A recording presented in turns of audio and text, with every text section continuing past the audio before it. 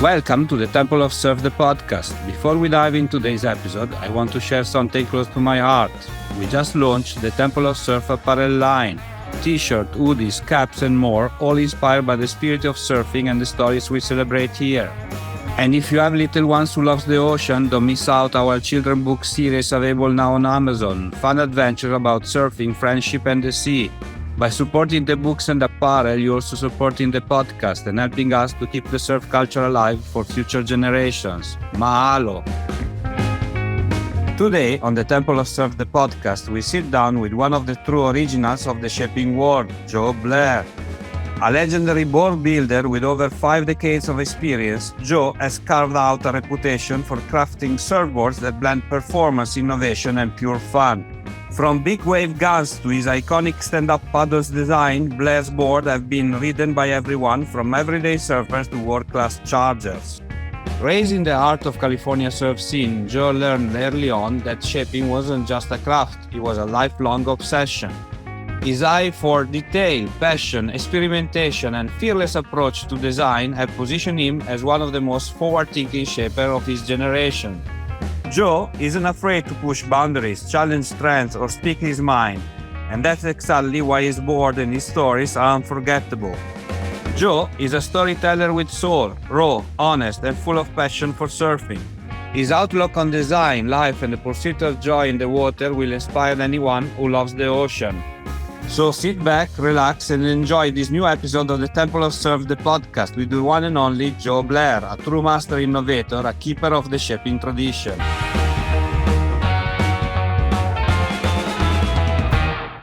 Good morning, Mr. Blair. How are you? Welcome to the show.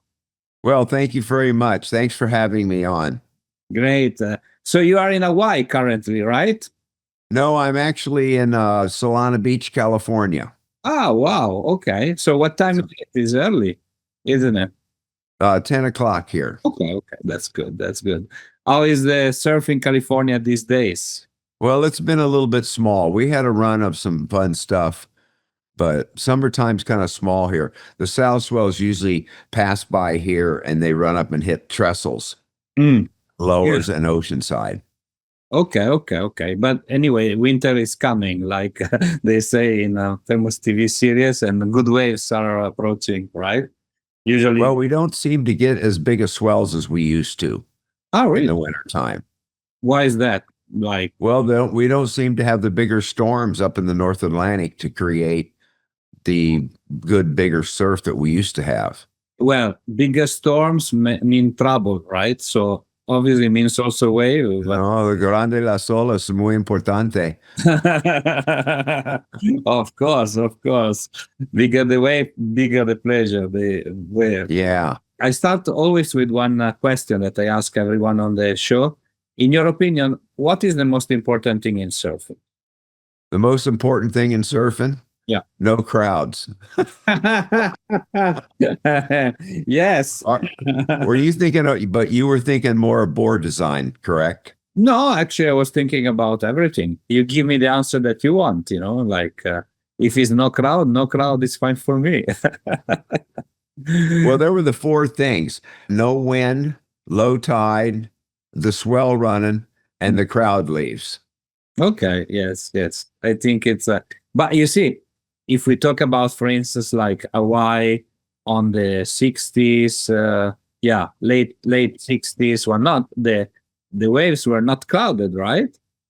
Yeah, I was lucky. I got to North Shore in 67, and it was beautiful, uncrowded all through the 70s, and the 80s were uncrowded. And then I left Hawaii in 83 to come to California to work to shape brewers boards, a bunch of those. And then it was funny. Then it kind of got crowded, and then our economy went south, so it got uncrowded for a while. True. Because I always would spend October and March there, get away from the holidays and the contest guys. Okay. And in effect, I remember I spoke with Joey Cabell, and he told me that one of the reasons of getting people, let's say, surfing with the early surfers in Hawaii was safety, because you had a buddy next to you, And the second thing is to validate the stories at the bar. Like, I catch that wave was huge. Ah, yes, I saw it. Otherwise there were only legends. So in effect, those days you cannot like compare to nowadays, where like every single spot in the world is like full of people every single day. I was lucky. I got to surf and windsurf a lot with Joey Cabell in Maui, Kauai, Oahu. And I went up to him one time. What are you doing? Following me around? Yeah, what a great guy. He's really a super waterman. Of course, of course. Like I guess is also part of this generation of early surfers, that they were like watermen all around, right? They really love the oceans. Surf was something additional that has been discovered, but the love of the ocean was, like, I guess, the primary thing, right? Do you mind me asking where you get to surf mostly? Ah, well, living in Dubai, there is not so much surfing. So it's like I have to surf when I have the opportunity. But here, when I'm in Biarritz, when I'm in France, when I get to travel, I don't have like a spot, like a home spot like you do. But I guess in my life, the most I've surfed is here in France. What size board do you ride? I ride like I love longboard, single fin, glass on, like traditional 9.2. Nowadays, I ride a Bing Levitate. Okay. It's called the model. My godson, Miguel Sinclair, rides for Bing. And I used to tell him, if you took all the longboards in the world and made them a dead flat bottom the whole way, they would be much more maneuverable.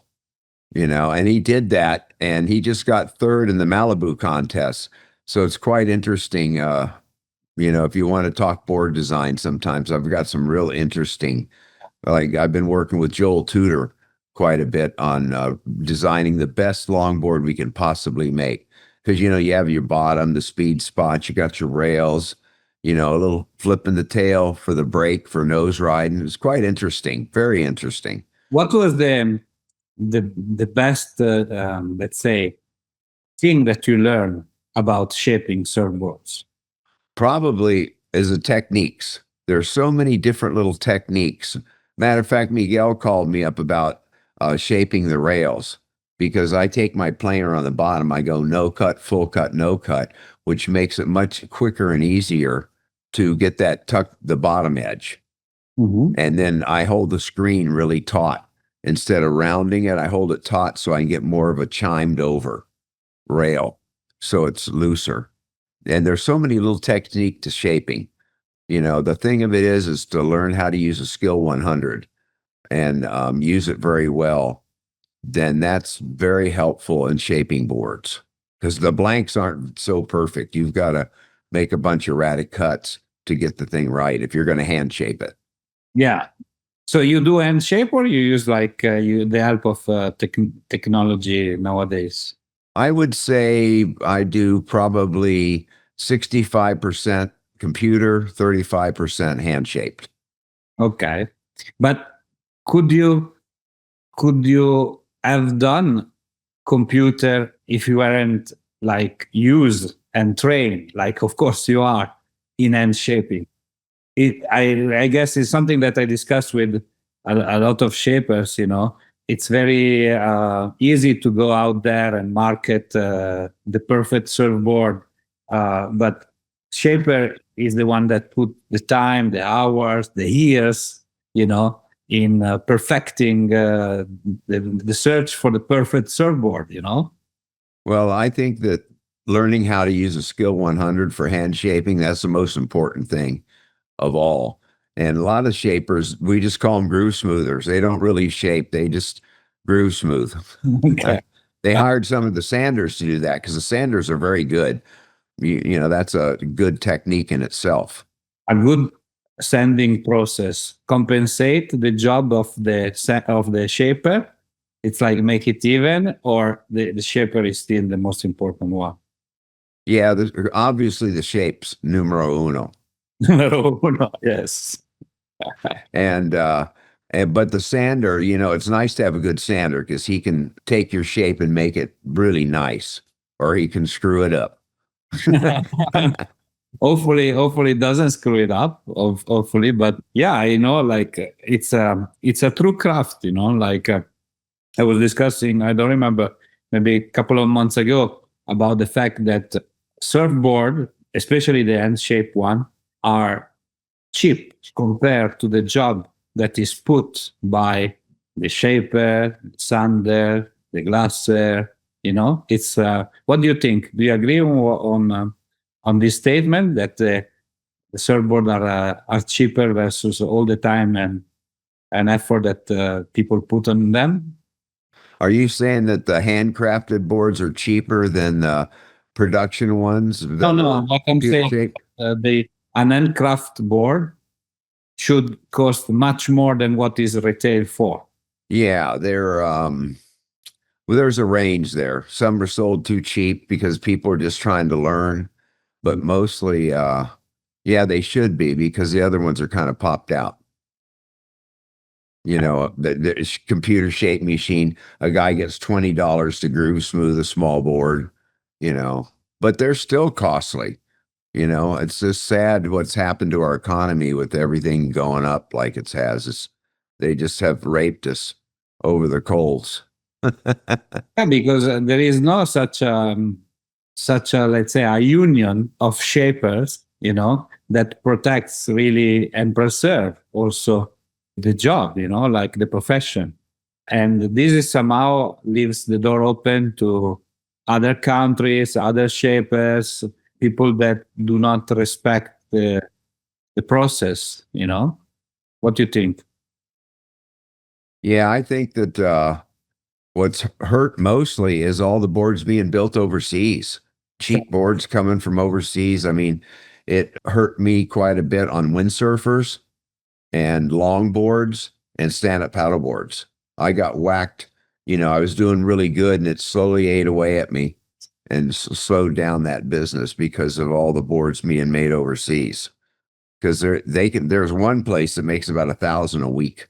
It's sad, because it shouldn't be that way. At least at the eyes of the clients, us surfer, we should be able to understand the difference of a product that is done with all the care of the world and a product that is just made to be commercialized and sold. Well, there's still quite a few people because the orders I get, you can't imagine the variety of boards I do. All the way from chippies, fun boards, big boards. I specialize in big guy boards, which can be 8'6", 9'6", 10-foot, 26, 27 wide. They're big eggs. But there's a lot of guys.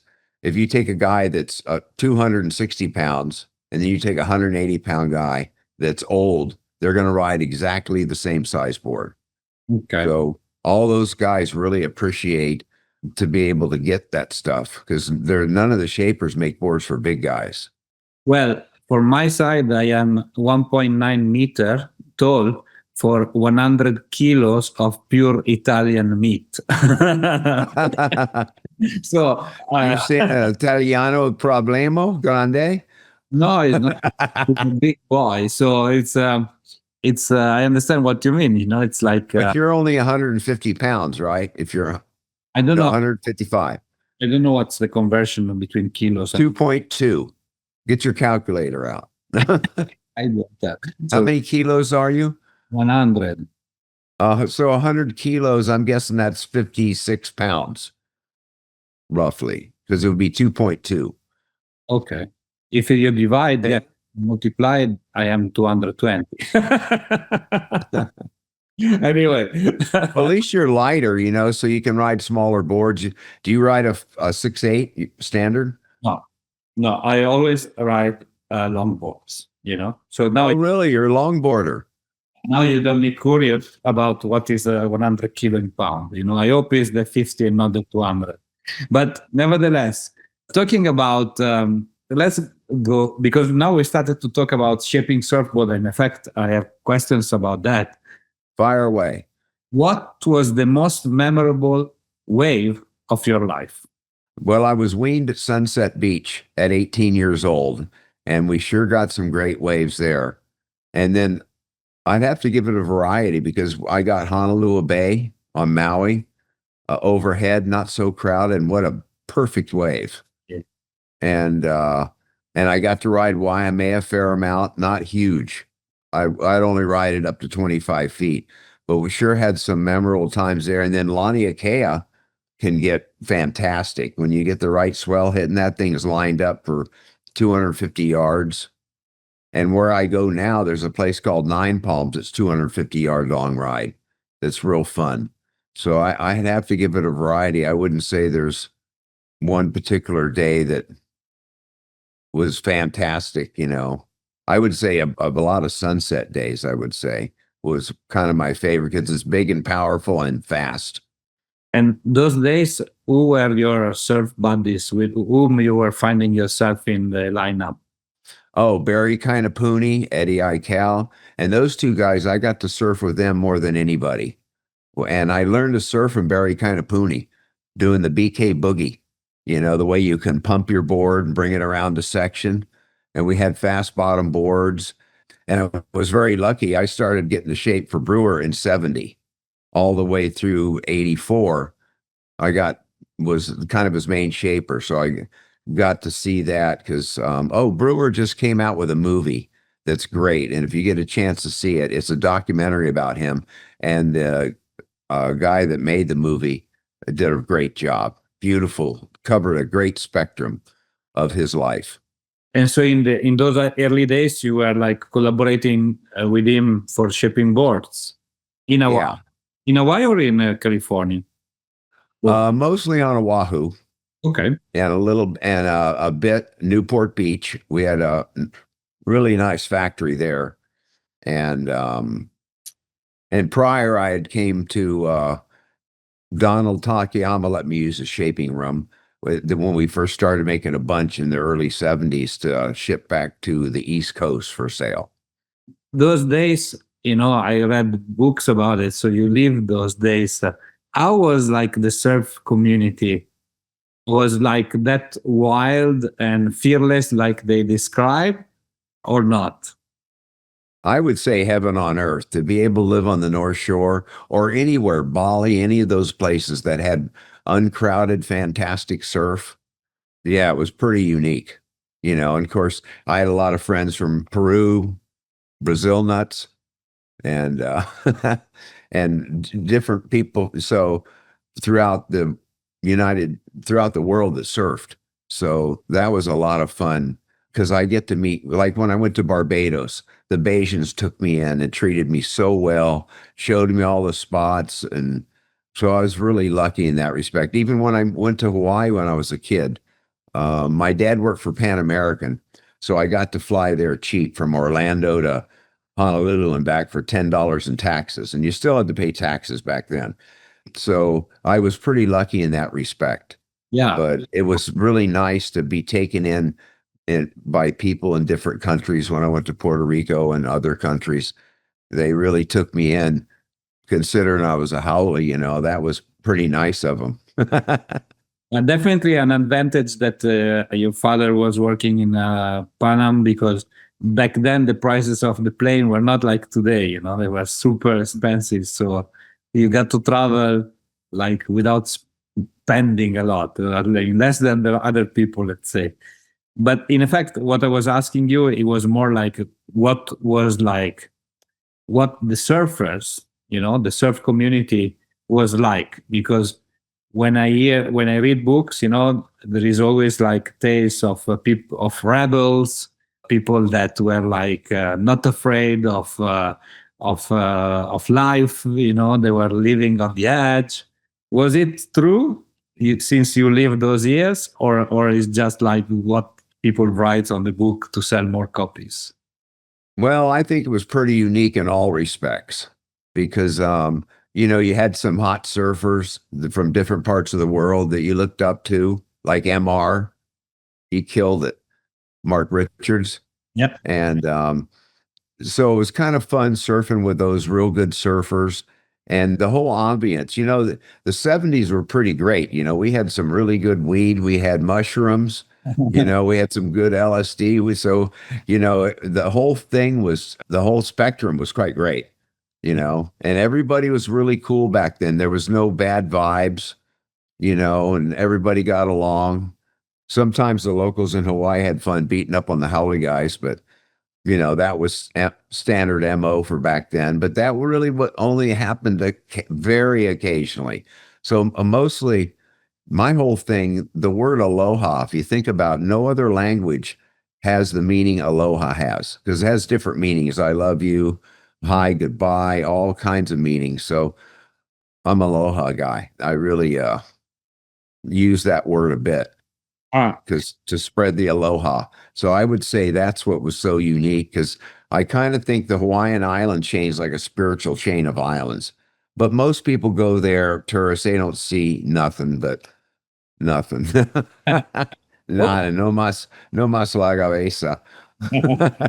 Well, it's normally of, you have like people that they stay on the superficial side of things, and people that try to integrate the culture, and of course, Hawaii has a huge culture per se. And as well, when we talk about surf culture, Hawaii represent one of the most iconic place where the surf culture started, right? So then, of course, there are different versions. People say no, it was like Peruvian, no, it was Polynesian, no, it was Chinese. But the impact that Hawaii, the word aloha, that, as you said, can mean a lot. But the said by an Hawaiian has much more meaning and resonance that said by me, that I'm Italian and I'm not from Hawaii. So I see what you mean, and definitely it's super important. And well, you were surfing with Eddie Aikau. I cannot even imagine how great his personality was. Very kind of puny, of course. Was somebody that among them that you really like? You were like looking at him and say, I really want to surf like him. Well, I think I learned mostly how to surf from Barry Kainapuni, because how to pump your board and ride the tail so you get the board going fast.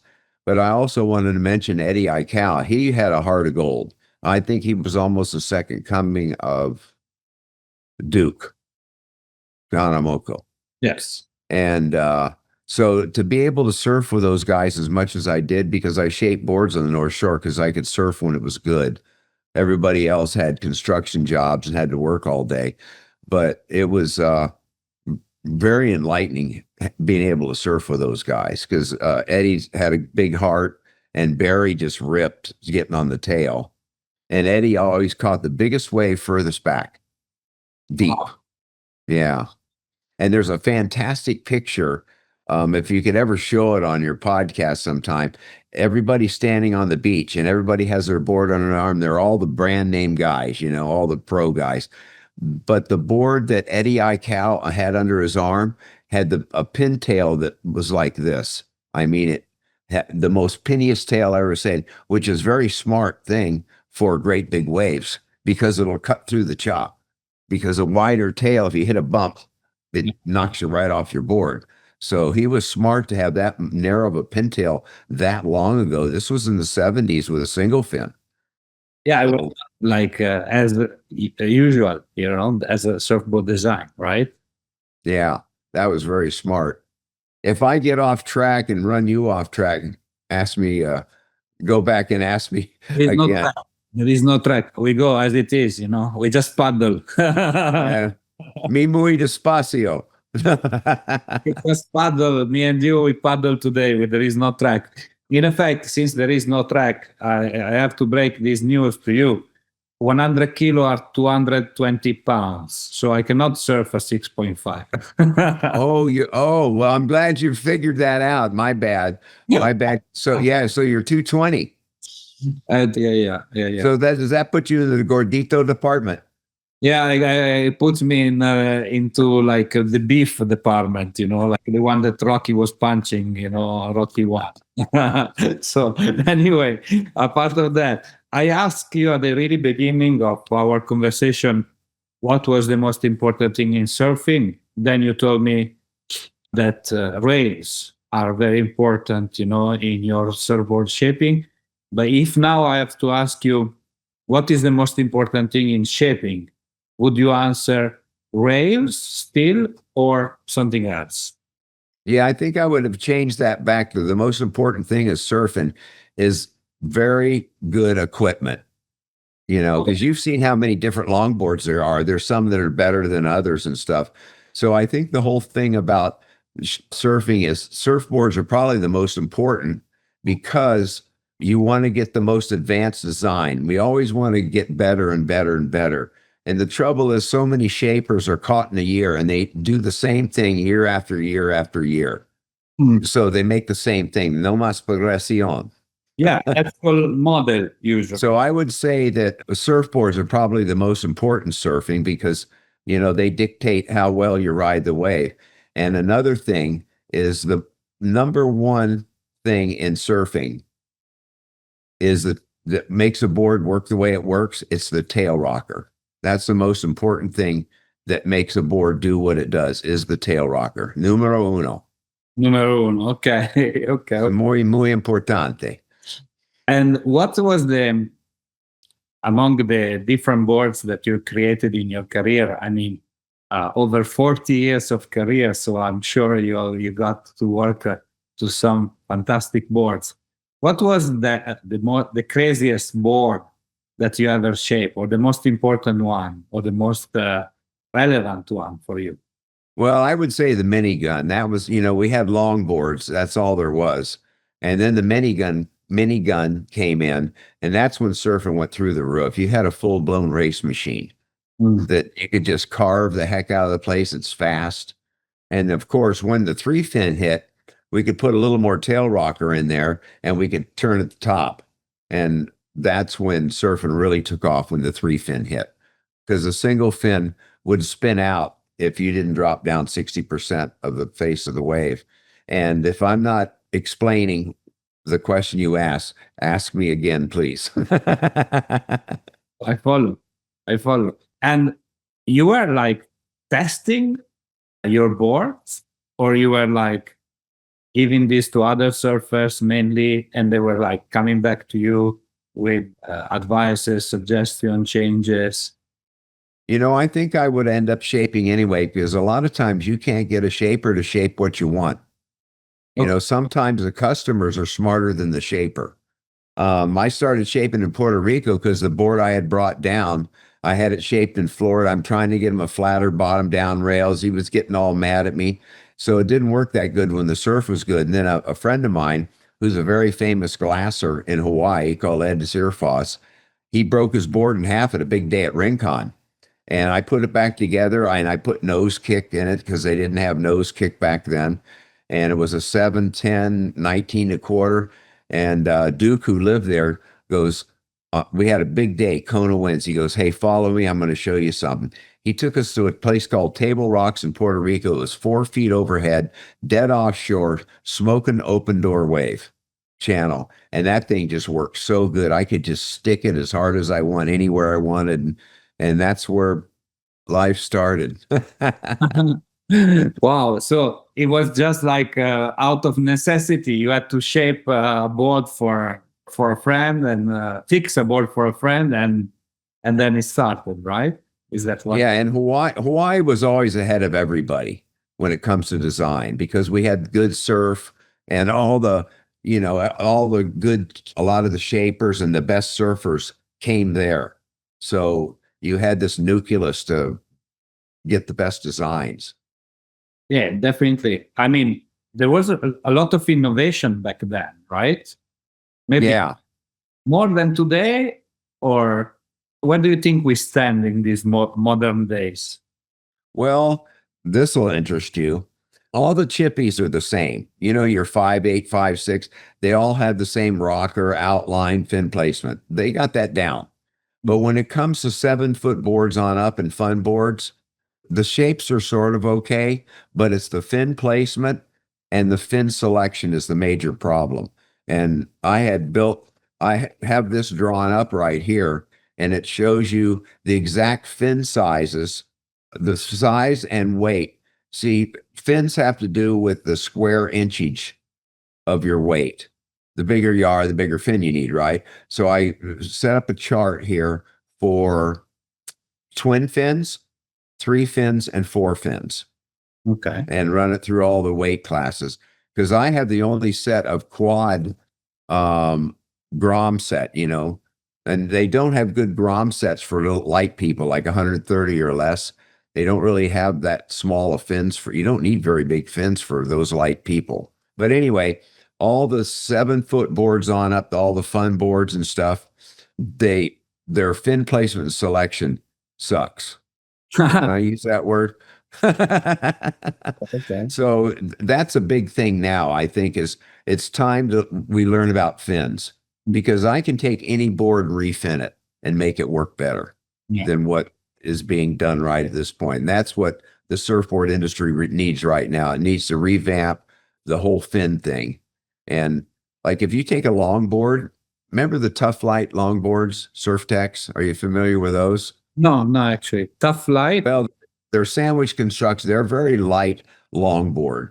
Okay. And anyway, you take a longboard and turn it into a twin fin on small days. Boy, it rips, man. You can just whack turns and you can still nose ride because you got that big fin stuck on the rail. But obviously, you need the right size fin for your weight. You could be a 120-pound girl, or a 150-pound guy, 180-pound, or Gordito at 220. Yeah, exactly. So, you need different size fins to fit those categories. And I think that's what needs to be addressed right now is fins. Hi, we'll get back to the conversation in just a moment, but I would like to remind you that the Temple of Surf is more than a podcast. We created an apparel line inspired by surf culture, from tees and hoodies to caps, so you can carry the spirit of the ocean wherever you go. And if you have kids, check out our surf-inspired children book series on Amazon, fun stories that bring the magic of the sea to life for young readers. By supporting these projects, you're helping us keep surf culture alive and growing. Now, let's get back to the show. I see what you mean. And fins are not today considered by most of the surfers, right? They just grab a fin out of the shelf, or maybe right. They just thicken it and they go. And maybe if the surfboard doesn't surf well, it's all the mistake of the board. It's never on the fin, right? Every surf shop should have this on the wall so they can pick their fins out right. Of course, I should make it look nice and print it out good. Or even this one here. But now this is for bigger boards, but there's a fin placement for bigger boards, because all the little boards, their fin placement's fine. And a round pin, you need to move the fins up an inch further on the round pin versus a squash. And I think the most important thing is I soften my rails further back, and I put a faster bottom on my board, not so much tail rocker, and I move the fins up and in. And that combination is fantastic now. And not hardly anybody does that. Okay, well, that's nice. Yes, thank you for opening up this subject, because usually it's like with other shapers, we always talk about shaping, but we've never talked about fins. So it's good to hear. And yeah, because I can refin anybody's board, make it work better than what they have, unless it's your stock chippy, because they've got that down. But I think the whole thing now is hoping with this podcast, it'll start opening up the door so people realize about fins. Like, the 2+1 fin setup on the longboard. That's the worst fin system in the world. You're better off with a single fin. You're better off with a 3-fin quad. A lot of my longboards are quads because you've got 2 fins on the rail that holds you in. Yeah. Because you notice your board, if you get in the hook on the nose, that tail still comes out even with a big fin stuck on the tail. And a suggestion for you is I like the Yater fin the best. It's the most maneuverable fin out of them all. 8. And Joel Tudor has one that's real similar to it. It's the most maneuverable of all the fins, because you got that fin that has a big rake going out in the front, the back, and you got a 7.5, 8-inch base. Well, that's hard to turn with that huge of a base. Okay. Same thing with keel fins. I'm not so high on keel fins because they're just too much rake, you know. I like a guy named Flores makes a real nice twin fin. If you pull that up, Zach Flores, I really like the outline because it's more straight up and down. It doesn't have all that rake and fat, you know. Okay, I see. I see. You gave me a lot of things to look at it tonight, you know, after the research. I should have done the research before, but now I will do after. But good to know about more about fins. Definitely. It's a very relevant. It's so important for the board. Fins will make or break a board. You know, you can take the best board in the world, you put crummy fins on it, you know, and it's going to ride funky. But if you get the right fin and fin placement, I like moving my fins up and in. It goes rail to rail quicker, and the board's more maneuverable. So that makes it more high performance. Definitely. So today, let's say, world of surfboard shaper, is there somebody that you really think is ahead of others? And if yes, why? What was that last statement? EPS? No. I said, among all the surfboard shaper of today, Right. I'm doing boards today. Is there somebody that is ahead of the others? And if yes, in your opinion, of course, if yes, why? Who's you know, Al Merritt makes Channel Island makes a pretty nice board. Pizzelle does really well. And then Mayhem's coming up. You know, the bigger guys, they're selling the most boards. So I would say that they're probably a little bit at the top of the heap for board design. Otherwise, they wouldn't be there. But the thing about it is, all those guys, they only make boards for 160 pounds. Anytime you start weighing 180, 190, they don't know to back the tail rocker off, to make weights like rockers, so they don't know to back it off. And I think that's the major flaw of even all the hot shapers, brand names. They don't know to flatten the rocker on heavier guys because weights like rocker. Yeah, no, definitely. So, I mean, everyone has his own speciality, I guess, you know. Of course, everybody's trying to please every kind of client, you know, from shortboard to longboard, funboard, we're not guns, but it's very difficult to have to please everyone and to give the same kind of quality to every kind of client. Then you need to go on custom, usually, you know, if you want a specific board tailored on your surf capabilities and body, of course. But do you think that today the clients, so means us surfers, are over distracted by the amount of surfboards design kinds that are out there? I mean, today, if I want to buy, let's say, a longboard, Yeah. hundreds of shapers with hundreds of design, with hundreds of things, you know, and then like the normal person, you know, doesn't know what to buy. Hence, there is a very high probability of buying something that doesn't work. Well, a lot of people try to push the boards they can't sell. If they see a beginner intermediate come in, they'll try to get rid of inventory that they want to get rid of. Even I remember when I was 15 years old, went to Huntington Beach at Vardaman Surf Shop. I went in and they go, oh, we got here's a Florida board. We'll sell a board. And they said, yeah, 11 foot is what's happening now. A great big the long board's happening right now. It's in. Well, they had too many 11 footers, obviously. I mean, I'm 150 pounds, and how in the world am I 11, you know, that's just absurd. They didn't know you first, and second, you know, like I guess there is not so much you can do with 11 foot, like for sure you cannot board it on a plane, So if you buy 11 foot, you need to be like, A suggestion sometime, it might be fun for you to try one of your buddies' boards that have side bites and turn it into a twin fin and ride it.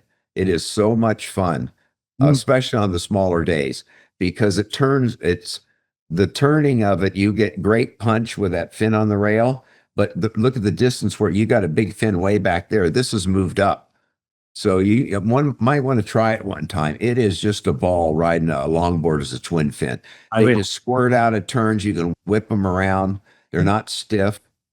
I will, for once I will give it a try, from my single fin, my glass on setup, what to do. Are you looking into, we talk about fins, and of course there is a huge innovation topic on fins, that is like maybe even not fully explored today. But beyond fins, are you looking into surfboard innovations like materials materials of the surfboard, design, I don't know, the glassing process or whatnot? Or do you think like that today most of the innovation has been done, created, and so there is not so much to change? Well, I make a lot of epoxy boards because they're lighter, and I make boards for big guys. So you almost have to make an epoxy boards for the big guys. Otherwise, they weigh a ton. But there's a company called XTR or Epoxy Pro, and they've been making epoxy boards for years. And all the top guys they have their epoxies made there. It's in Oceanside. And you can almost take a hatchet and ding the rail and surf it because it sucks less water than US foam. Okay. So that's Javier Hayakawa from Peru. He's been living here for years, and he's developed that whole epoxy thing that doesn't suck water, because all the other epoxies is styrofoam. And if you get a pinprick in it, it'll end up weighing 6 pounds more. It'll be ruined. So, and they also, if you leave them in the heat, they'll delaminate. So the epoxy boards you have to not leave them in the hot sun. If you get a ding in them, don't take it in the water till you get it fixed. There's a little bit of that, but they're lighter. And the lighter the board is, the more maneuverable they are. That's why I was suggesting if you ever saw the Tough Light. They're made in the Cobra factory. Donald Takayama has a design, and a few other ones. It's sandwich construction. They're really light and very strong. Okay. And but you turn those into twin fins, man, you can just rip and tear. But you're almost well, how old are you now, if you don't mind me asking? 46. Yeah, see, you're still young.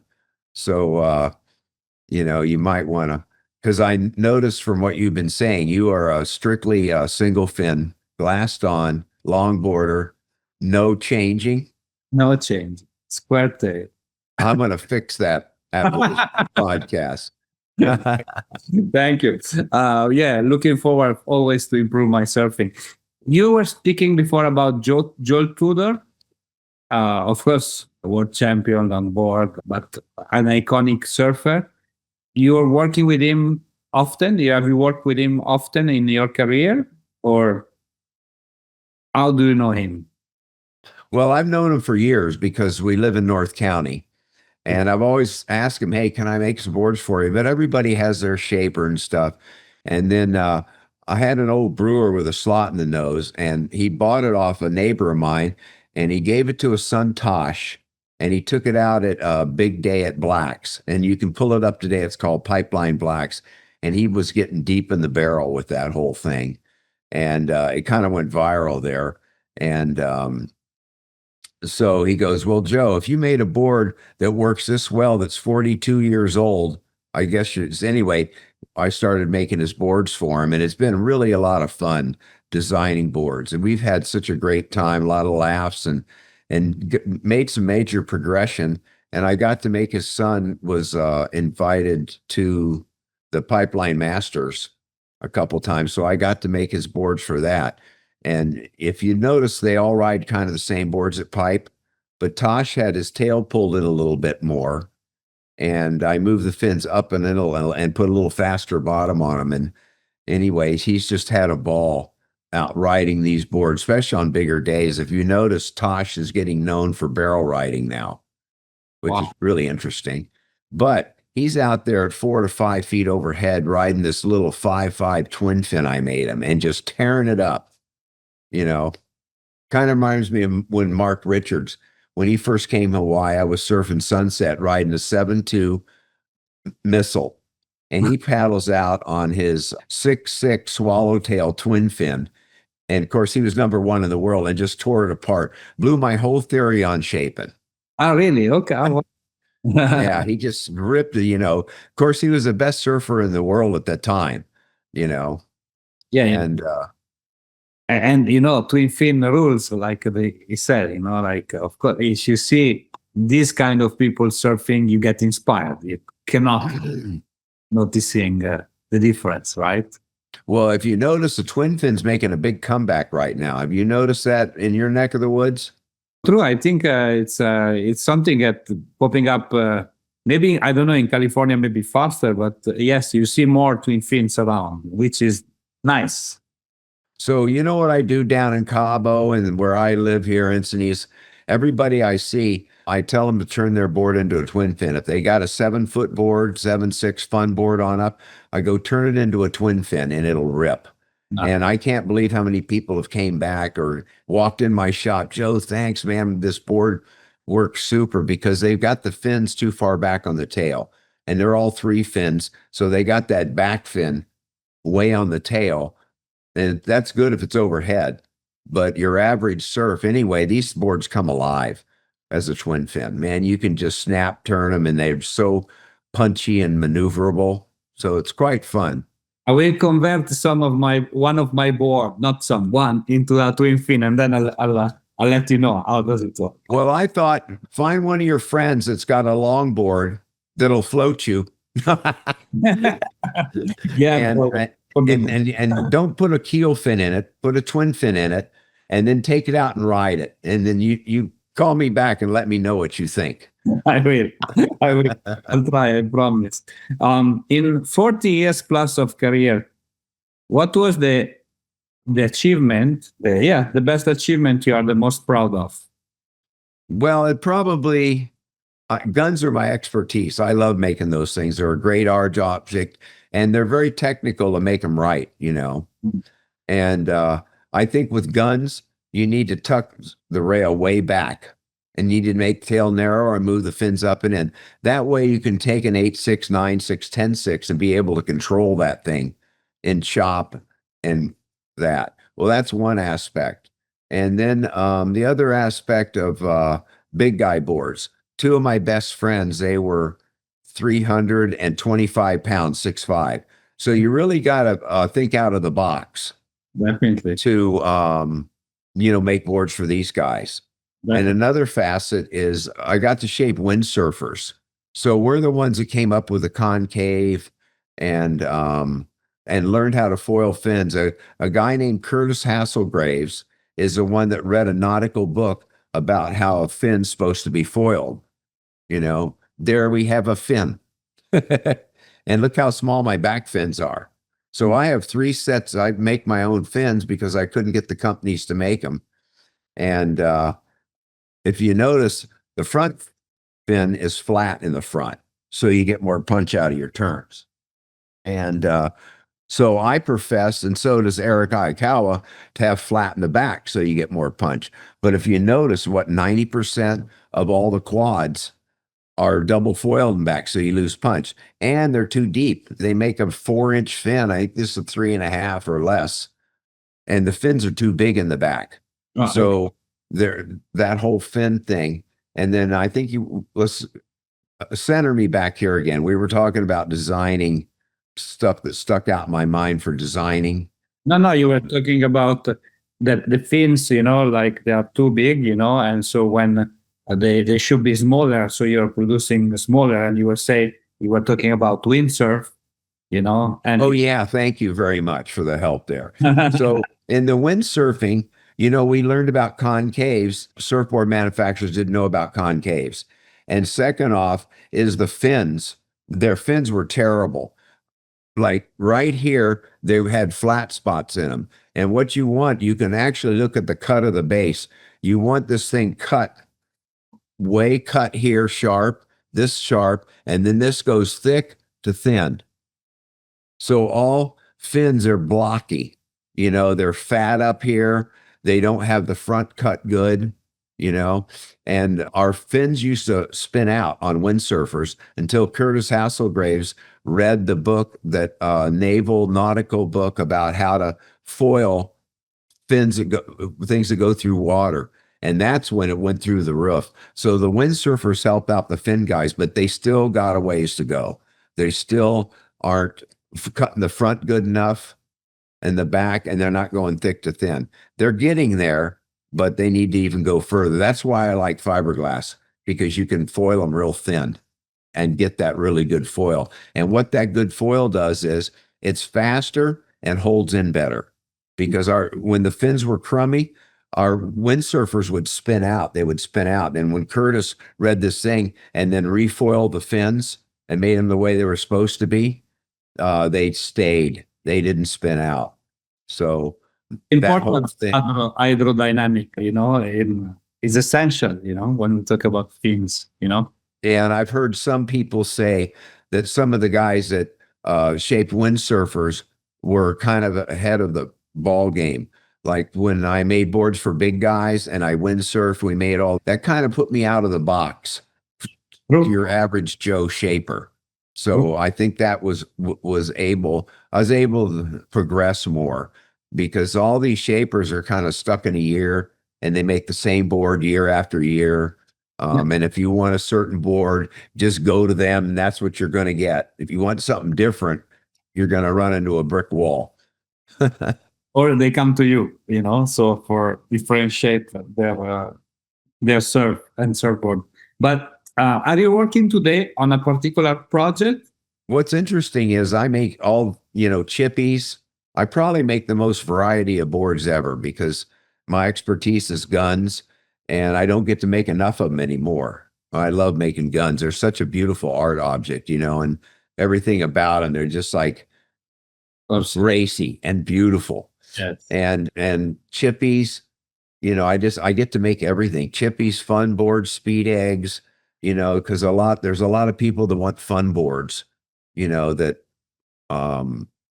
need, like I'm building an 8-footer that's 22 wide and almost 3 inches thick.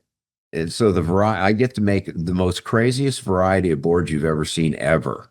Nice. And I'm still doing stand-ups too.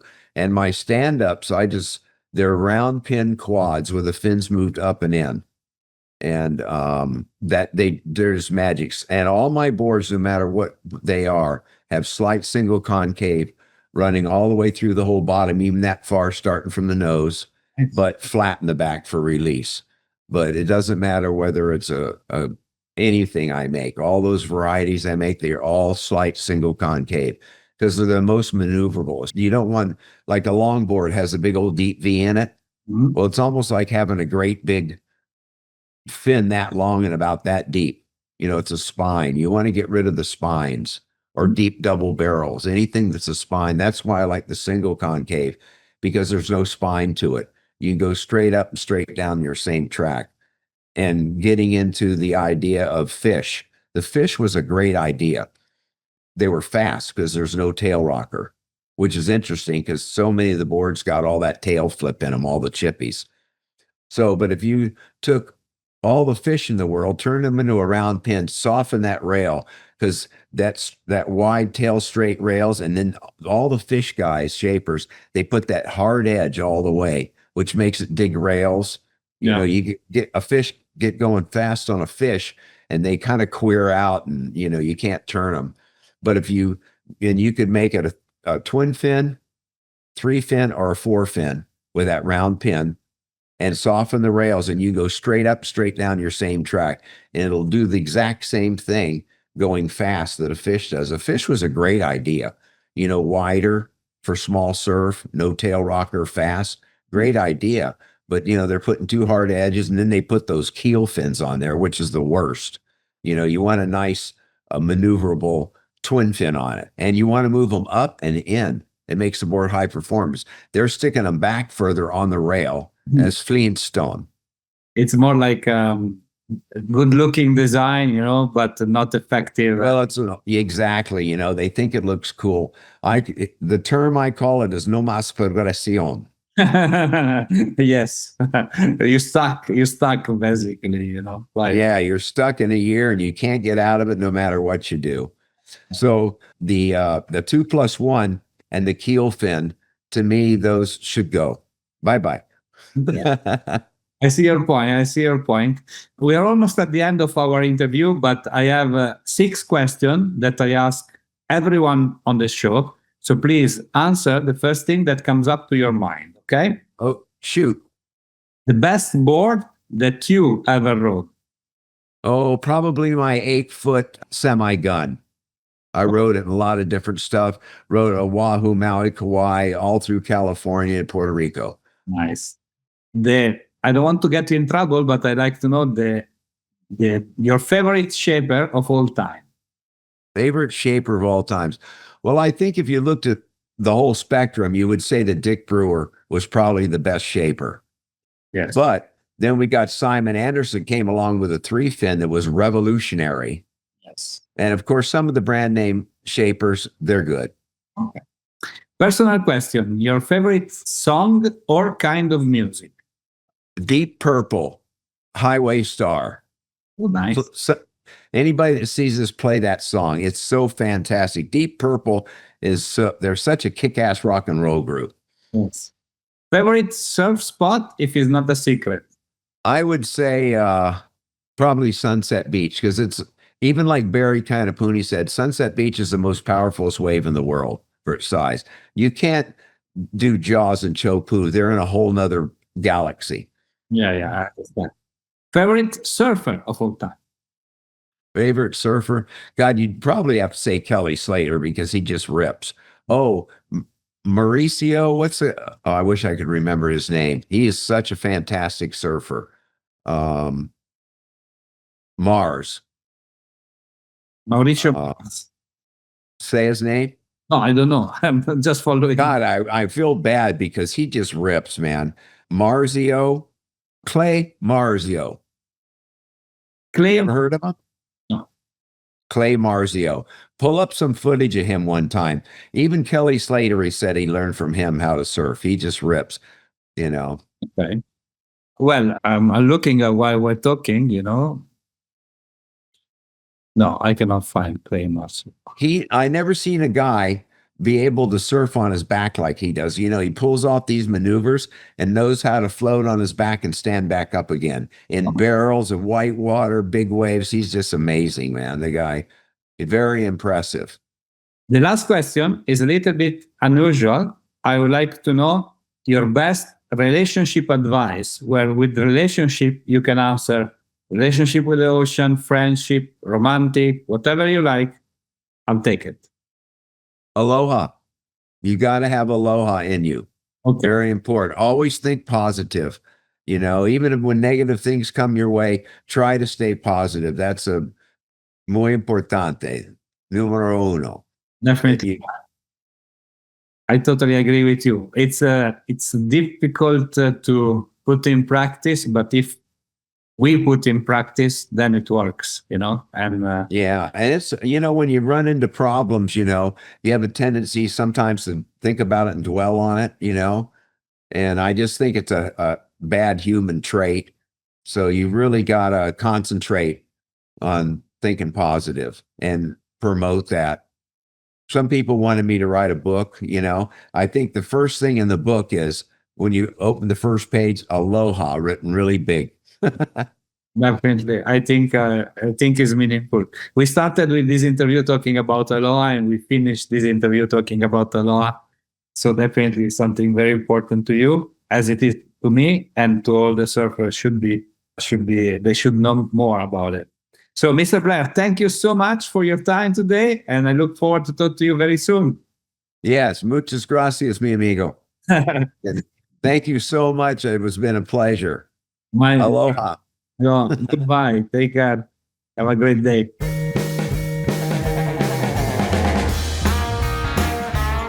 Hi, it's me again. I hope you enjoyed our today's episode. If you want to know more about us, please follow www.thetempleofsurf.com and all our social media.